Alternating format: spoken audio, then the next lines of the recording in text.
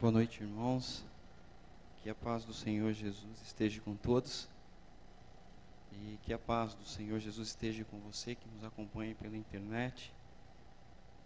Eu espero que o meu desejo é que a palavra de Deus fale ao seu coração, ao meu coração. E que ao Deus falar ao nosso coração haja transformação.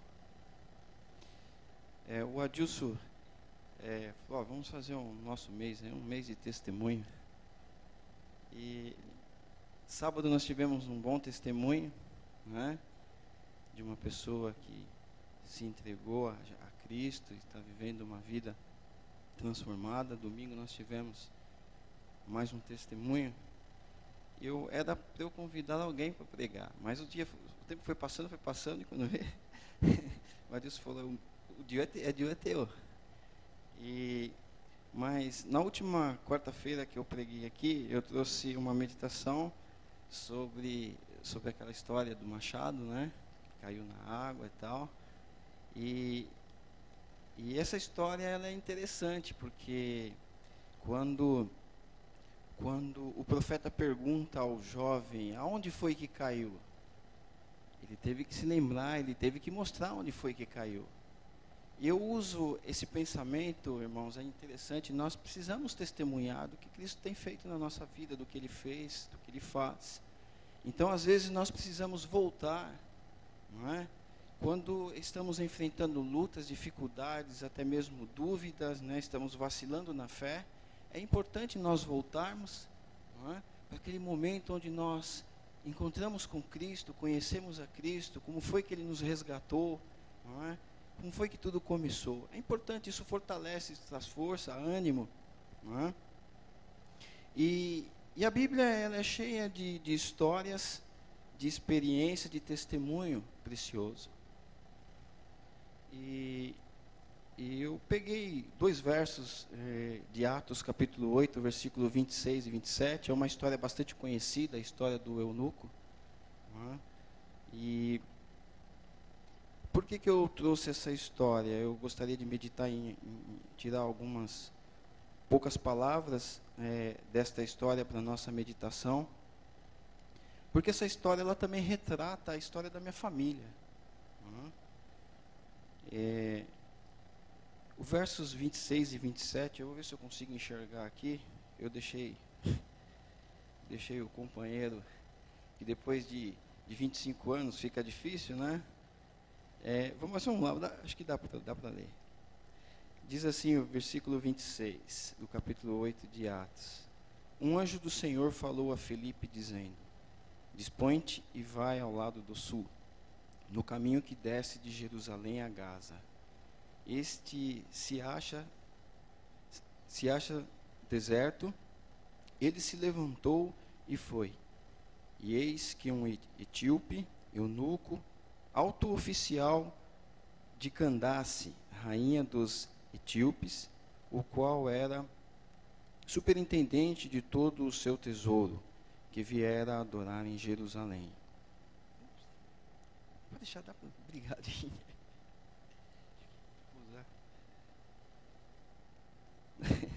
Pode ler o restante, Edilson.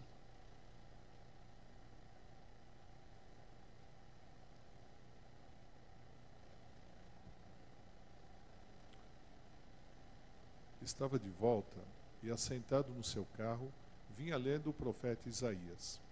Então... Até aí. A história todos nós conhecemos, né? Mas o interessante é que, pensando ainda no eunuco, eunuco era um homem privado da sua masculinidade, né? Todos nós sabemos, e quase sempre se dedicava a um humilhante trabalho de cuidar das mulheres que formavam o harém do rei. Mas nesse texto esses versos que nós acabamos de ler, o eunuco é apresentado como um administrador financeiro do reino de Candace. Em outras palavras, irmãos, ele havia conseguido chegar ao topo de sua carreira profissional. Ele era um homem próspero financeiramente, tinha um bom salário, mas faltava-lhe alguma coisa. Se nós meditarmos na história, nós vamos perceber que neste homem, ele sentia um vazio, e isso o incomodava. E se nós analisarmos, quantas pessoas se encontram nessa situação? Sente vazio, sente desespero, sente uma distância, de uma consciência limpa, de uma vida tranquila, de uma vida em paz. E paz nós sabemos que nós só temos quando nós desfrutamos da companhia, da presença e da comunhão com Deus. E interessante que na história ele vai em busca de um sentido para a sua vida, apesar de ter uma condição financeira equilibrada, não é? de ter uma boa profissão, está bem estabilizado, esse homem tem uma inquietação. Você já se perguntou de que serve a vida? Você já chegou a se levantar pela manhã, sair para o trabalho, voltar cansado, tomar um banho, jantar, em seguida ir dormir, e no dia seguinte a mesma rotina, e no dia seguinte a mesma rotina, e vai essa rotina, dia após dia, mês após mês? Irmãos, isso tem acontecido na vida de muitas pessoas, e quem sabe na sua, na minha.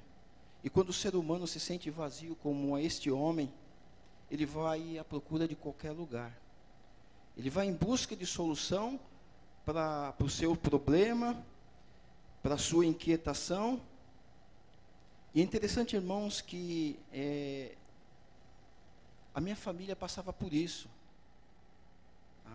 A minha família vivia uma inquietação muito grande. Vivíamos correndo em busca de algo para suprir essa necessidade. E quando a pessoa se encontra nessa situação, ela vai em busca de qualquer solução. Ela bate em qualquer porta. Não é? E na história, este homem, ele foi aonde? Ele foi enfrentando as suas dificuldades, e quando ele soube que havia uma festa espiritual na cidade de Jerusalém, ele dirigiu-se para lá em busca da solução, quem sabe desse vazio, não é? Desse sentimento, daquilo que faltava na sua vida, uma solução para a sua inquietude. Então ele vai em Jerusalém, estava vendo a festa, buscando resposta para a sua vida.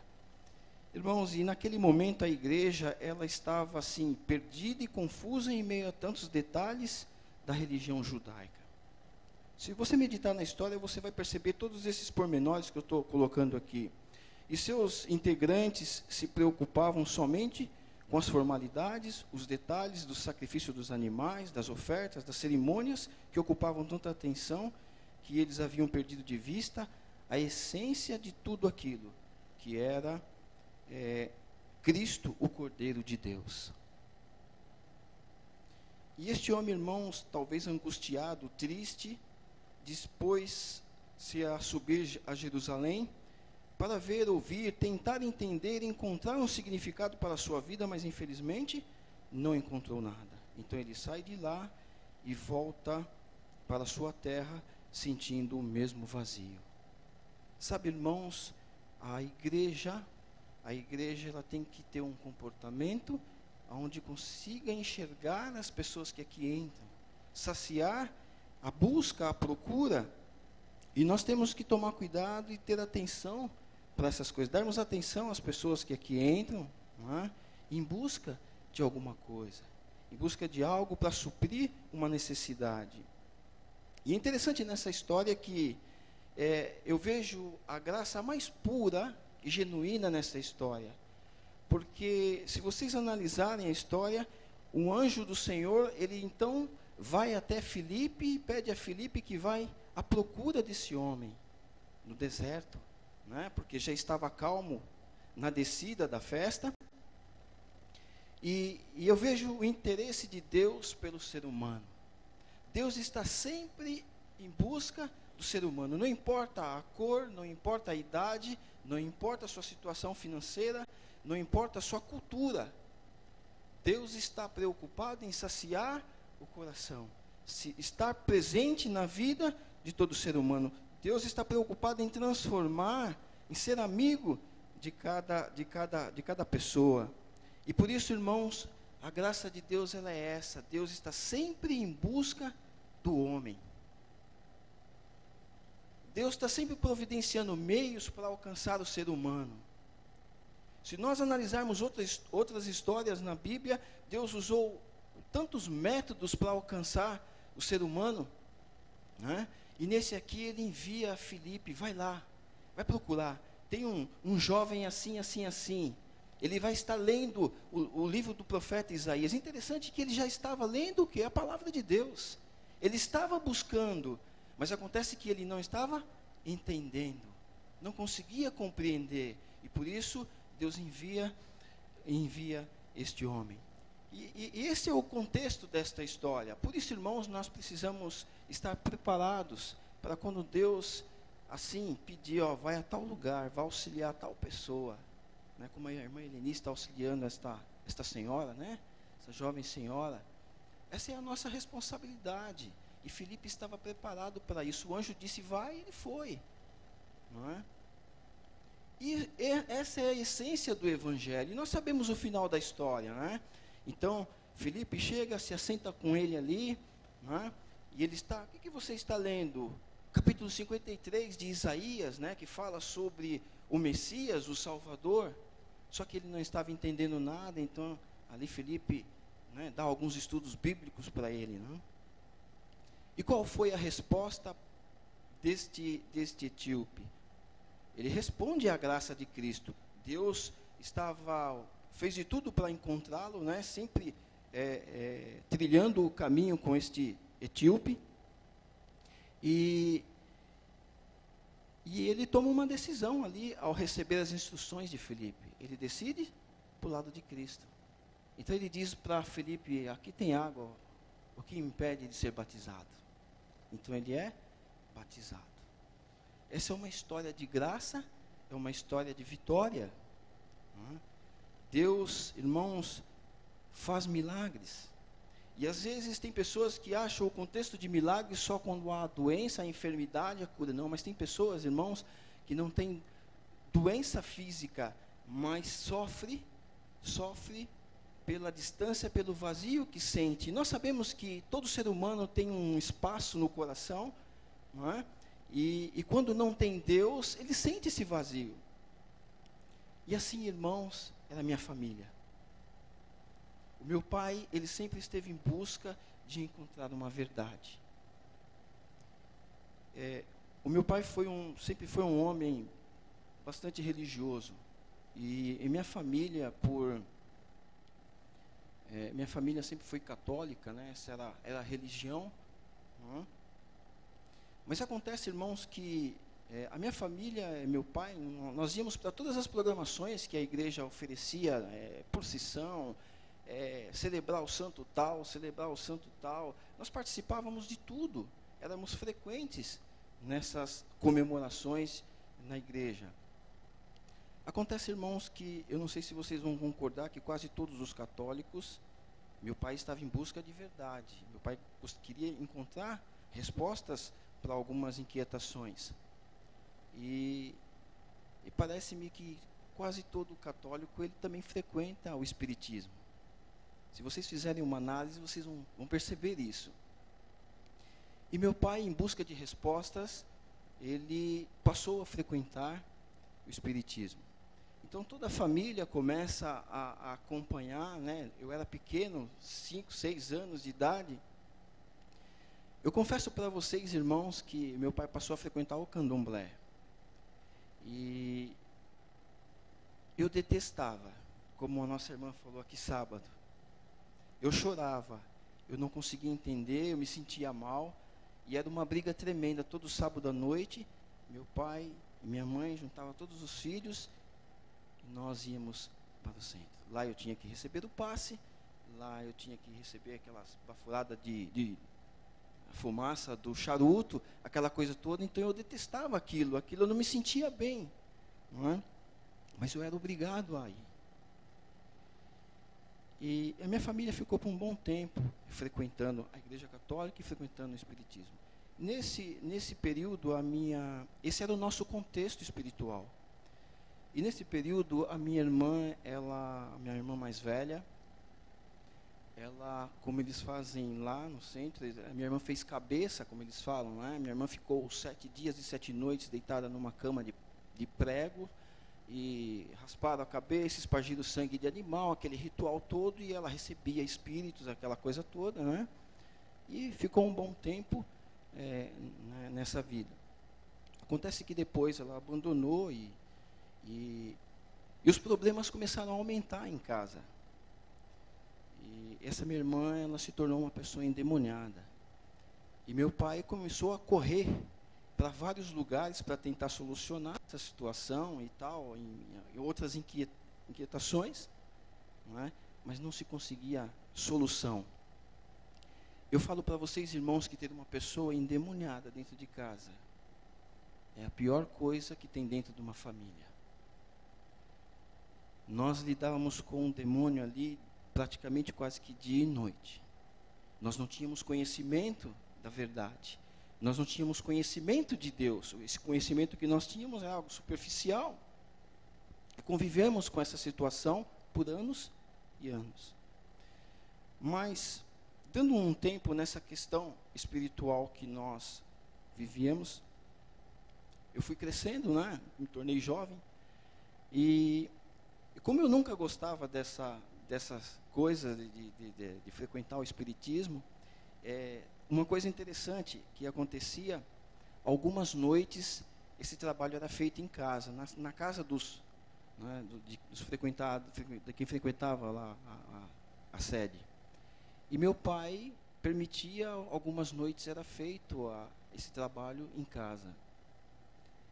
E nessa época eu era pequeno, eu não gostava, eu me sentia mal. Nós tínhamos um cachorro que chamava Totó, o Totó também não gostava, porque quando era feito a coisa em casa, o Totó ficava triste, moado na casinha dele. E o que eu fazia? Eu corria para a casinha do Totó para não participar, e lá eu ficava com ele. Eles tentavam me levar para dentro de casa e eu não ia. E eu ficava com o cachorro ali a noite inteira, porque aquilo varava a noite. Não é? E foram várias noites. Era uma sensação horrível, uma sensação de que você está vivendo num lugar escuro, você está vivendo em trevas. É o peso das trevas. Bem, foi passando, eu cresci, me tornando jovem, e com 13, 14 anos eu caí para o mundo. Não é? Eu conquistei, eu trabalhava já, estudava, passei a estudar à noite, e eu conquistei a minha liberdade. Então, passei a frequentar, como eu gostava muito de dançar, e eu dançava muito bem, e fazia aquelas rodas nos bailes para me ver dançar, aquela coisa toda, dançava muito bem. Então eu segui essa vida. Não é? E só que, irmãos, jovens, balada só te leva à perdição. Eu posso falar para você com conhecimento de causa e efeito. Eu não fui um jovem viciado em drogas. Eu não usei maconha, nem cigarro eu não fumava. Mas eu fiz de tudo que não presta, vocês possam imaginar, eu participei, eu fiz. A única coisa, o único vício que eu tive foi o mesmo do meu pai. Eu bebia muito. O meu pai era um homem que bebia, para ele cair, ele precisava beber muito. E eu era como o meu pai. Para cair, eu precisava beber muito. Eu me afundei na bebida. E, queridos, nessa vida de balada, eu cheguei a um momento, eu me apaixonei tanto pela noite, que chegava de sexta-feira, terminava a aula, eu dobrava o meu avental, naquela época eu usava avental, dobrava o meu avental com o caderno, deixava com uma amiga na classe, e dali eu já ia para a balada. Dali eu passava sexta, no sábado de manhã eu ia trabalhava até 1h, à tarde eu jogava bola sem dormir, e à noite eu ia para o baile de novo, e aí dali eu emendava, às vezes eu saía na sexta, só chegava no domingo de madrugada.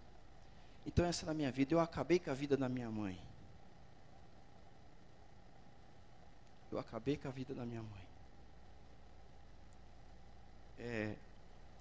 Eu sempre tive facilidade de fazer amizade. Eu confesso para vocês que não usei droga, o único vício foi a bebida. Fiz muitas coisas erradas, mas eu tive muito contato, muita amizade com bandidos. Eram os piores bandidos, temidos pela própria polícia de Diadema, eu conhecia todos. Eu tinha um bom relacionamento com eles. E Deus, irmãos, me livrou de tantas vezes da morte, que Ele usava esses próprios traficantes e bandidos para me livrar da morte. Foram tantas vezes. Eu nunca fui preso, mas eu tive 2 episódios com a polícia. Eu sempre fui calmo. As pessoas podiam me xingar e tal, que eu não revidava, que eu conseguia relevar e tal. Mas uma coisa tinha comigo: não me encoste a mão. Se me encostasse a mão, eu virava um bicho. E depois, para separar, para tirar da briga, era difícil. Eu tive 2 episódios com a polícia. Em revista, numa boa, me revistaram e tal. Aí chegou um momento que eles me encostaram a mão para querer me bater. E nesse momento eu saí dando soco, pontapé, briguei 2 vezes e consegui fugir e não ser preso. Mas eu quase fui baleado, né? Eu tomei um tiro no pé numa dessa situação, que passou raspando, furou meu tênis e não pegou no meu pé. Deus ali me livrou, não é? E foram tantas outras situações que eu enfrentei como jovem. Por isso eu falo, jovens, muito cuidado. Você, Felipe, que está entrando na faculdade agora, muito cuidado com os convites para a balada. Isso só leva ao fundo do poço. E quando eu comecei, com 13 anos já, a levar essa vida, meu pai me disse o seguinte: eu não vou conseguir te segurar em casa, mas tem uma coisa. Se você entrar no vício, se você for preso, pode esquecer que eu não vou te visitar. Você vai se virar. E se você engravidar alguma moça, lembre-se muito bem, você vai se virar para criar. Não adianta trazer para a tua mãe, eu não vou deixar cuidar. Então tenha responsabilidade e se cuide. Tive uma vida muito torta.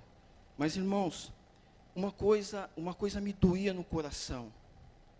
Eu chegava, às vezes, da balada de madrugada, muitas vezes os amigos me deixavam só em casa, muito bêbado, eu não conseguia entrar dentro de casa. Muitas noites eu dormi com o cachorro, muitas noites eu dormi dentro do tanque de lavar roupa. Uma vida muito torta. Eu cheguei a um ponto de precisar fazer um tratamento para o fígado, por causa da bebida.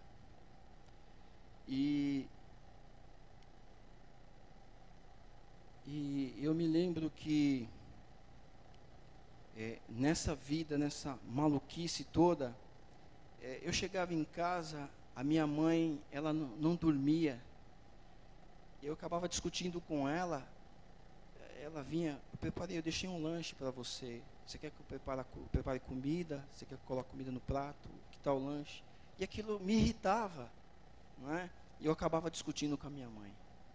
E então, aí naquele momento eu parava para pensar: poxa, essa noite eu dancei a noite toda, eu fiquei com a garota tal, eu bebi, eu fiz isso, eu fiz tudo o que eu gosto, tudo que é prazeroso eu fiz, mas me batia uma dor.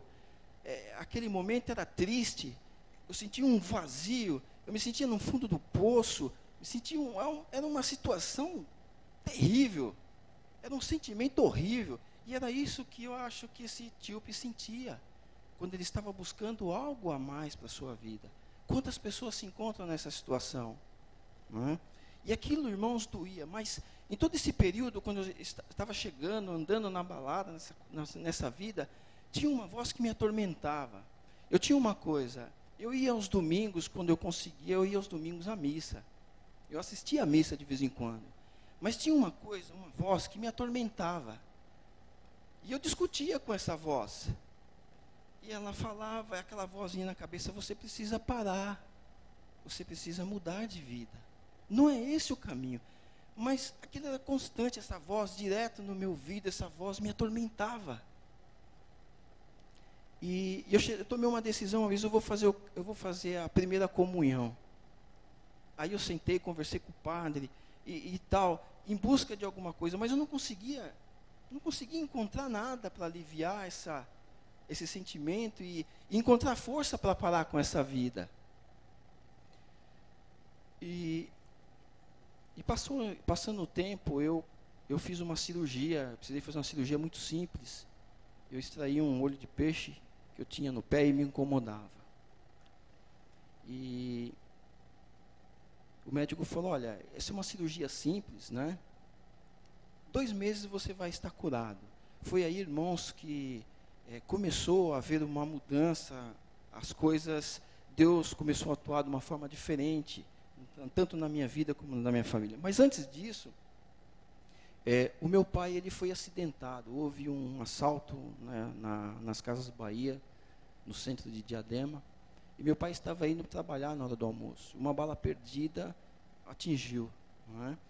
A bala entrou de um lado, saiu do outro, e interessante é que a bala, ela fez, os médicos não conseguiam explicar, a bala fez um zigue-zague lá dentro do corpo dele, a bala afetou todos os órgãos, fígado, rim, perfurou o intestino, o estômago, ela fez um pandereco, não é?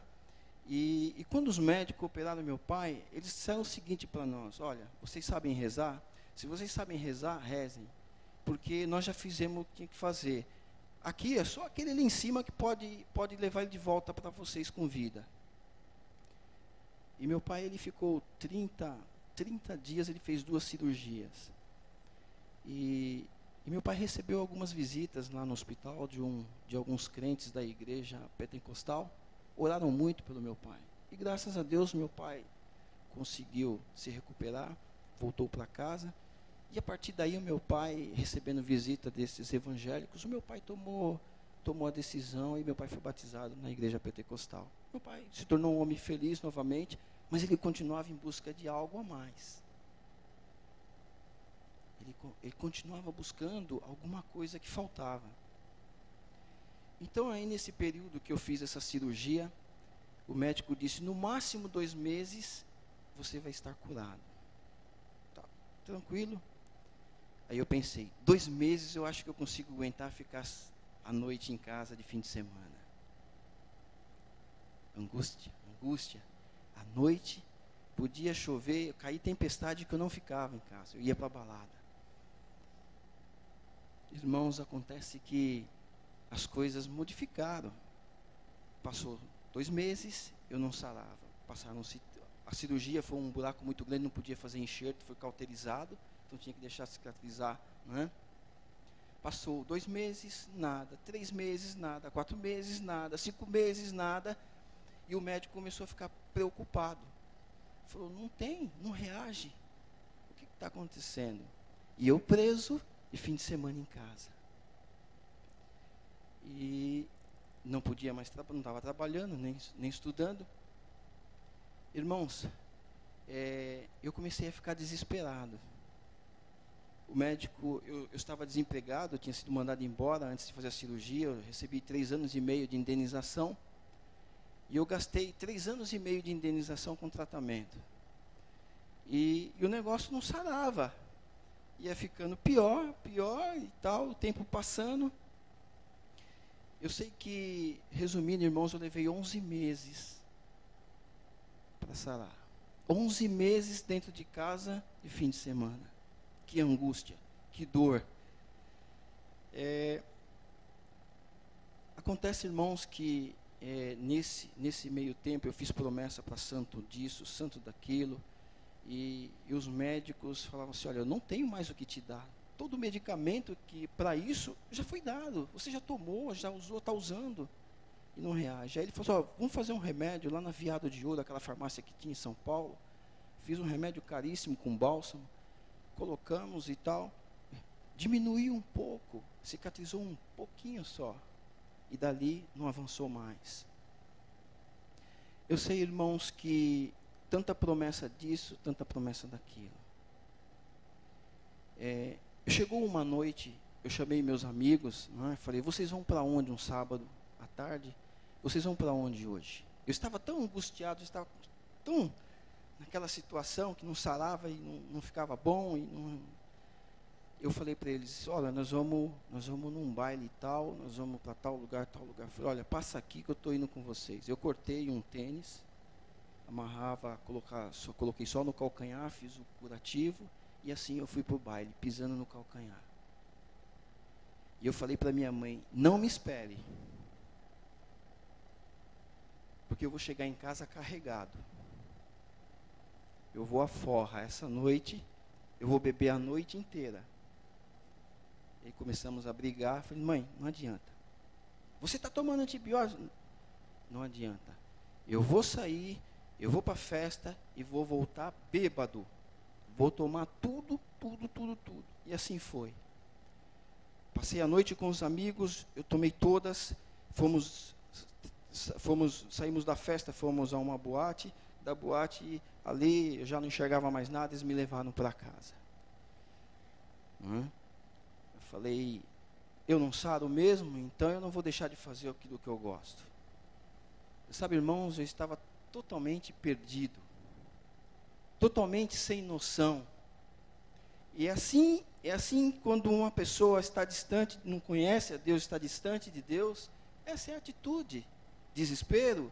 Nós batemos em tudo quanto é porta. O meu pai, como já era evangélico, ele falou o seguinte, eu vou trazer os pastores da minha igreja para orar para você.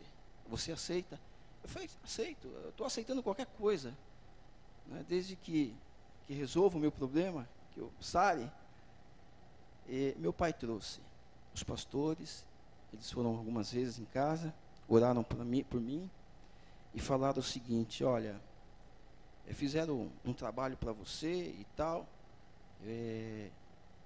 mas só tem uma coisa, falou para o meu pai, esse teu filho é muito endemoniado, enquanto nós não expulsarmos o demônio dele, ele não sara, e para expulsarmos o demônio dele, ele tem que cair. E eles oravam e eu não caía. Eles oravam e eu não caía. E meu pai ficava intrigado com aquilo. Foram vários dias. Mas aí eles trouxeram um pastor que disse que era todo poderoso para expulsar demônio, para curar. Falou, se esse não cair com esse, não resolver. Só que eles têm uma tática, irmãos. Sempre quando eles oravam, eles colocavam a mão na cabeça, na testa. E quando eles oram, se você não estiver equilibrado, eles te dão, vamos chamar assim, um totozinho. Eles te dão um cutucão com a palma essa parte da mão, e ali você, distraído, você cai. Essa é a tática. E eu não caía, porque eu prestei muita atenção, então eu não caía. Aí eles falaram assim, olha, falaram com meu pai, não adianta. Esse teu filho tem legião, ele não tem fé, não adianta, é caso perdido. E foram embora, não quiseram mais orar por mim, e tal, bem. Acontece, irmãos, como eu disse para vocês, minha família frequentou o espiritismo, eu odiava. E no desespero, o que eu fiz? Nós temos até hoje um amigo que ele frequentava lá o centro com a gente, e ele estava um sábado à tarde em casa, ele falou, Elinho, eu sei que você não acredita, você está numa situação indelicada. Você não quer que eu receba aqui, ele chamava o boiadeiro, não é? Você não quer que eu receba aqui o boiadeiro, a entidade, para fazermos um trabalho para você? E eu falei, eu quero, estou aceitando qualquer coisa. E aquela noite, irmãos, em casa mesmo, ele recebeu, fez ali tudo o que tinha que fazer e tal, me pediu para pagar isso, aquilo, outro, tal. Eu paguei a oferenda que me pediu. Mas acontece, irmãos, que eu senti o peso do pecado, foi aí. Antes de terminar, aquele guia que estava lá incorporado naquele amigo, ele me disse o seguinte, você está com medo de mim? Eu disse, não. Não, e estou ao mesmo tempo. Eu falei, mas você não precisa, ele falou, você não precisa ter medo. Você sabe quem eu sou? Eu falei, você é o boiadeiro. Quem já frequentou o centro sabe como é que funciona. Aí ele me disse o seguinte, me perguntou mais uma vez, você está com medo ou não? Eu falei, estou e não estou ao mesmo tempo. Aí ele disse o seguinte para mim, sabe quem eu sou? Eu sou Lúcifer. Eu sou Satanás.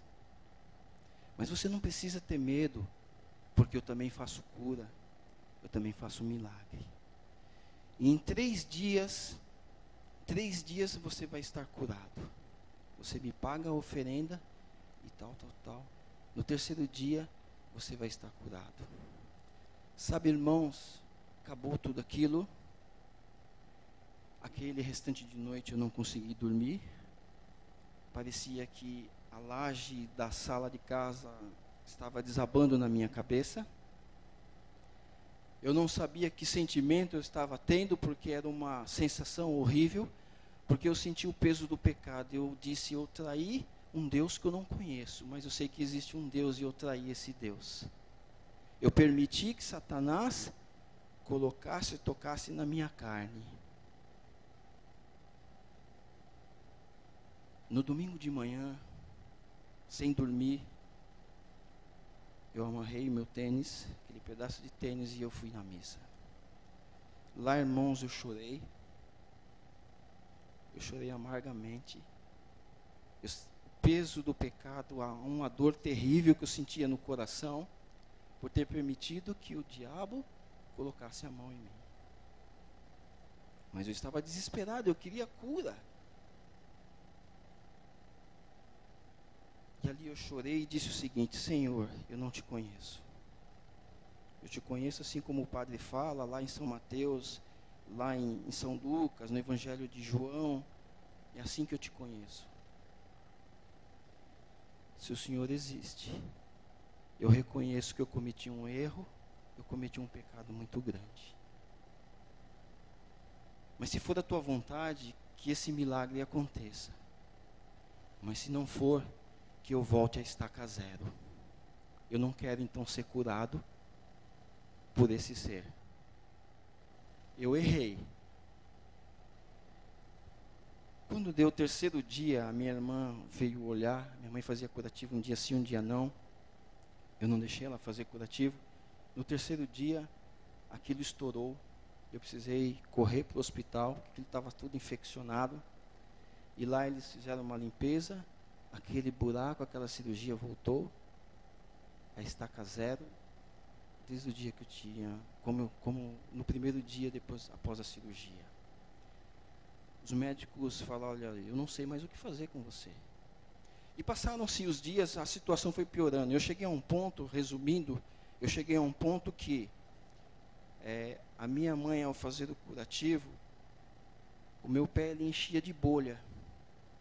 Além da infecção, na cirurgia, a minha mãe, todos os dias que ia fazer o curativo, ela tinha que remover aquela pele, tirar todas as bolhas e ficava em carne viva, totalmente preto, como se estivesse podre.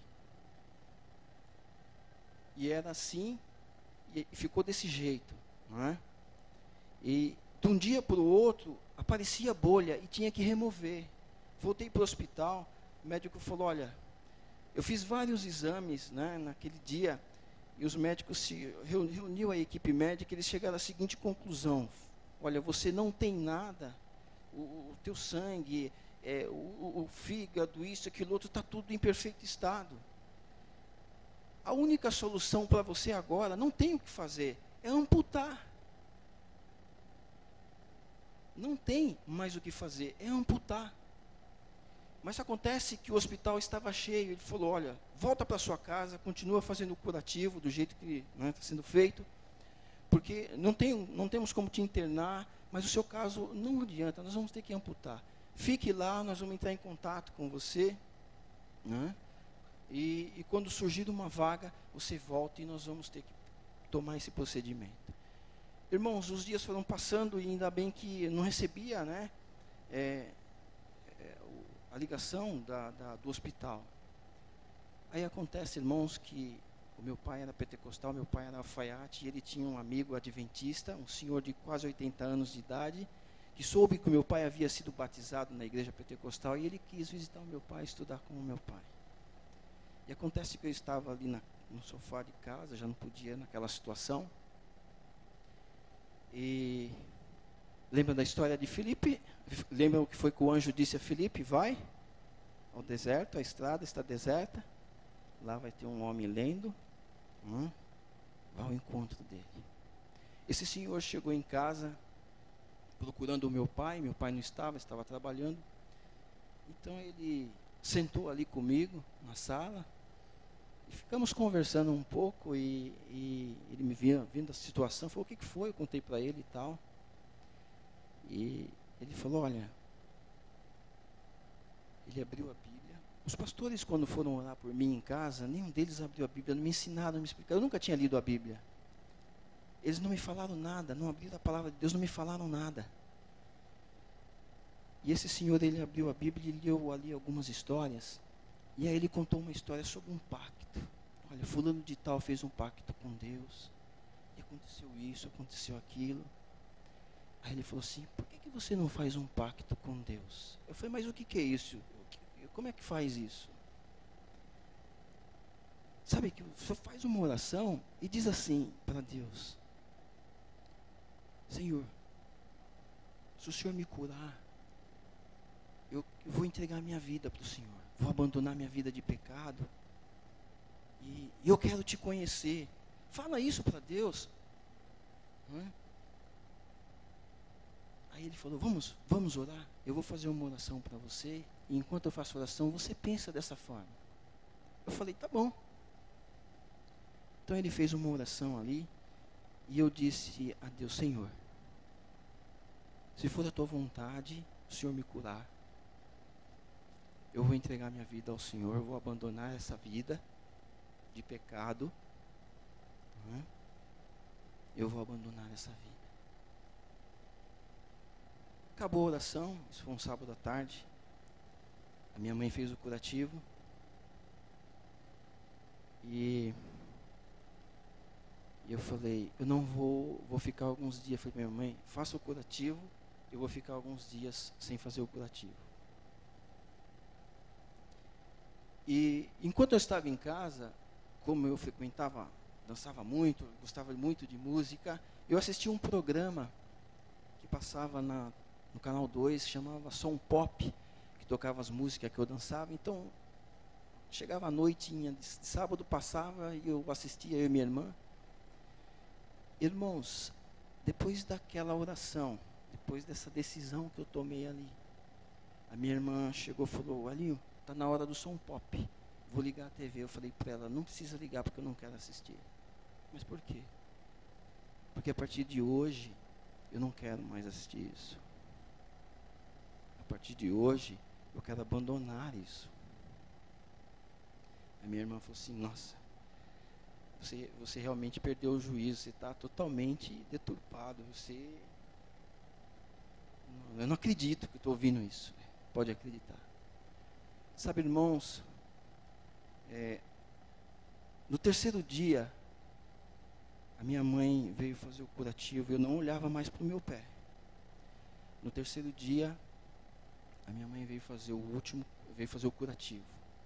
Quando ela desenrolou, ela quase caiu do banquinho que ela sentava para fazer o curativo. Ela disse, você viu como está teu pé? Eu falei, não. Ainda não criei coragem para ver. Ela falou assim, seu pé não tem mais bolha. Aí ela disse assim, o buraco não existe mais. A carne, a pele que cobriu o buraco, parece pele de bumbum de nenê.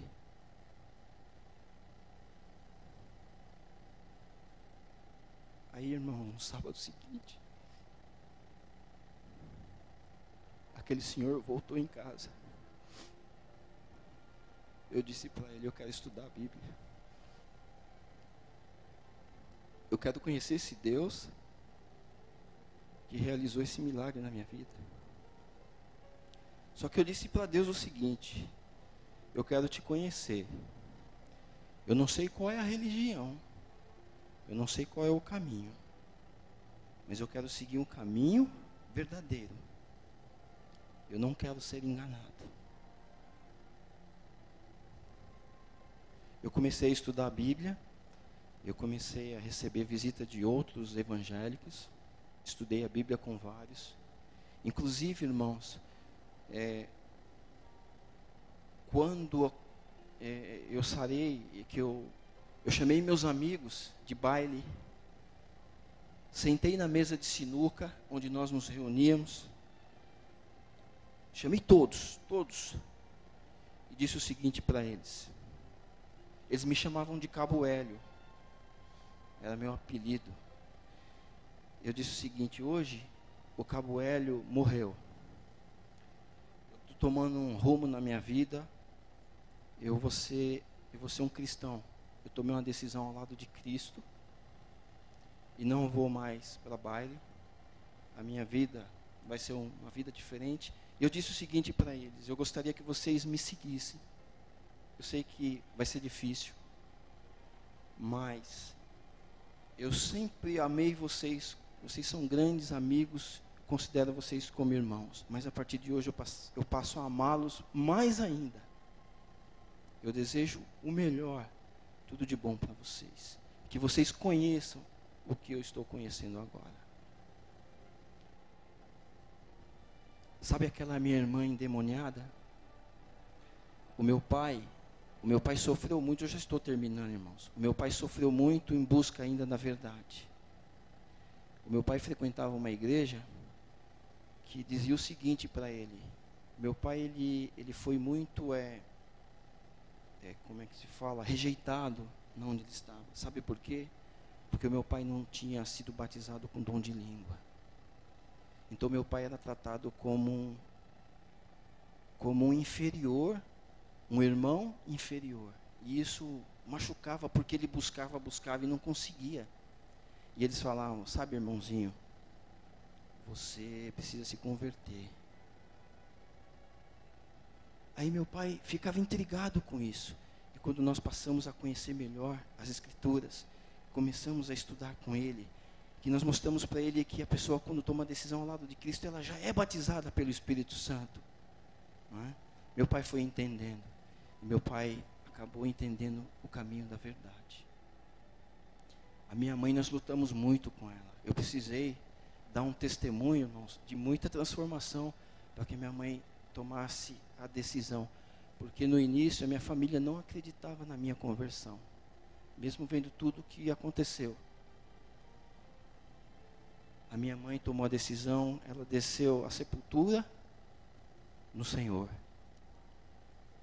As minhas irmãs, hoje só falta uma ser batizada. Faz uns 4 meses, o meu sobrinho foi batizado. Queridos, quando nós permitimos que Deus atue, aquele vazio, sabe por que eu fiquei todo esse tempo, eu cheguei à conclusão que eu levei todo esse tempo para sarar? Deus me preparou como Ele preparou Moisés no deserto. Eu precisava deixar de gostar das noites. Foi por isso que demorou para sarar. Eu precisei passar por tudo isso para conseguir ir abandonando as paixões. Cristo, quando Ele opera de uma maneira, irmãos, poderosa, que transforma, sem deixar restos, sem deixar reserva. Irmãos, que a minha vida é uma luta, continue sendo um testemunho, que a sua vida continue sendo um testemunho. Não tenha medo de falar o que Cristo fez por você, para os irmãos, para aqueles lá fora, para quem quer que seja.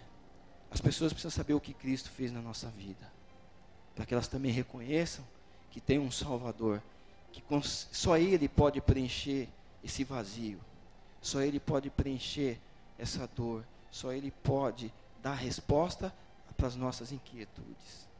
Que Deus te abençoe, que Deus te guarde, que a nossa vida seja um verdadeiro testemunho para a honra e glória do nosso Salvador. Amém.